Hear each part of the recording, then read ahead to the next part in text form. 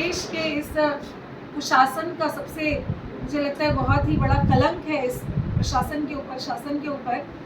कि जब मुझे न्याय नहीं मिल रहा था, मैं भटक रही थी, कभी जबलपुर हाई कोर्ट, कभी दिल्ली सुप्रीम कोर्ट के चक्कर काट रही थी, तब मैंने सोचा कि ऐसे काम नहीं बनने वाला है, क्योंकि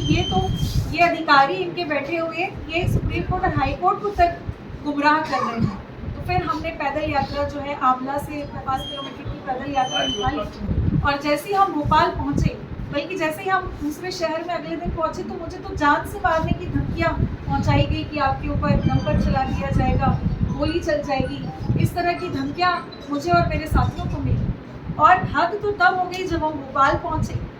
बोर्ड ऑफिस डॉक्टर बाबा साहब अम्बेडकर के प्रतिमा पर माल्यार्पण किया सभी ने मिल करके, और हम आगे बढ़ रहे थे, क्योंकि मैं शिवराज सिंह चौहान जी से मिलना चाहती थी, उनसे पूछना चाहती थी कि मुझे आंखों से आंखें मिलाकर वो बताएं कि मेरे साथ ये अन्याय और पक्षपात क्यों कर रहे हैं। तो फिर उन्होंने अपने पुलिस के गुंडों को भेज करके जिस तरीके का दुर्व्यवहार पुलिस ने किया, आपने देखा कि मुझे घसीट करके जो है पुलिस की गाड़ी में ले जाने का प्रयास किया, मुझे रोका कि आप सीएम हाउस तक नहीं जाएंगी, तो घसीट करके पुलिस वैन में बिठाने का प्रयास किया, और उसमें मेरे कपड़े तक फट गए।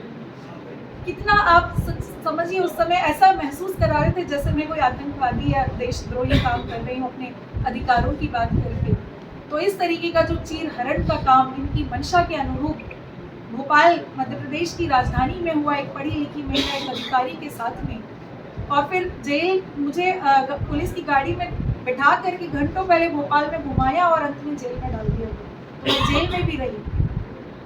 तो ये जो भारतीय जनता पार्टी की जो ये छोटी मानसिकता है, जो सिर्फ सत्ता की लोलुपता के कारण वो इस तरह के काम कर रही है, तो ये इतिहास के पन्नों में, मध्य प्रदेश के इतिहास में जो है कलंकित होगा।